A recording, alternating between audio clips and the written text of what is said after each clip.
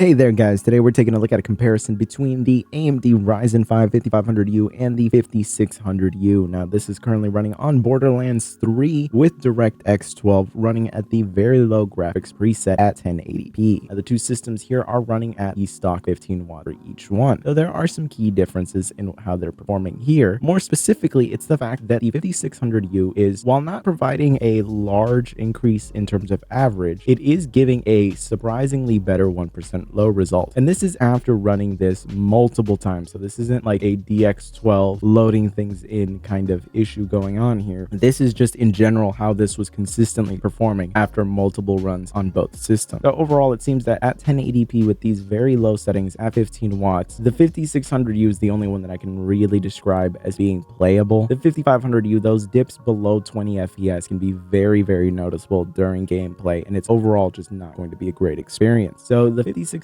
actually does pull a pretty noticeable win here, only because of the fact that 1% lows are better, because the averages really don't seem to be much better at all. So what you're really seeing here is just the fact that the 5600U is able to provide an actually consistent gaming experience. And really that's what matters the most in this kind of situation, because if you're someone that's perfectly fine with playing at a little bit less than 30 FPS average, the 5600U is going to feel a lot more smooth and consistent. But if we drop things down to 720p, now we can see how the results compare. And again, it's more of a continuation of the same, though the gap here is a lot narrower. But the 1% lows are just in general better, and the averages are better as well on the 5600U. So really, it ends up taking the win here, though it's not as decisive as it was with the 1080p result, because of the fact that the 1% low difference was two completely different levels of gaming experience. This time around, it's really not that noticeable. If you were just playing between the two systems, you really would not be able to tell much of a difference between the two. Overall, the 5600U is going to feel like a better experience, and for the same money, it really is just a overall improvement, though not one that is substantial. What I find the biggest surprise here is that both chips are using different amounts of RAM here, even though they're set to the same identical settings. So I'm not 100% sure what was going on there, but consistently the 5600U was just using less RAM. But really, if I had to say which one I would play, either one would be a pretty comparable experience, but the 5600U is a win here. But of course, the benefit of the 5500U in the HP Pavilion 15 is the fact that it can actually let me raise the TDP to 25 watts, which is something that the 5600U in the HP Pavilion Aero 13 does not let me do. It's capped hardware level at just 15 watts. So now if we compare the results between the 25 watts on the HP Pavilion 15 and the 15 watts on the Aero 13 with the 5600U, you can see that the 25 watts really does make a big difference here. We are now able to beat the 5600U pretty consistently here, though it's not as big of a gap as you would think. And honestly, pay attention to those temperatures. The 5500U is using up a lot more power and is generating a lot more heat to try to provide this level of experience. Now, overall, the 5500U at this result is actually pretty fantastic, because we're getting a almost rock solid 30 FPS gaming experience. So it does feel better to play compared to the 5600U. It's just the system is running much louder and much hotter because it's running at a higher TDP. And at that point, really, we're talking about a lot more heat and a lot more noise for 5 FPS in terms of the 1% lows. Though that 5 FPS is going to be pretty noticeable in the sense that things are just going to feel smoother at the higher TDP of the 5500U. Now, obviously, if you have the right system, the 5600U will also let you raise the TDP, but because the system that I have right now does not let me really raise the TDP in a comparable way, I can only show it to you with 15 watts.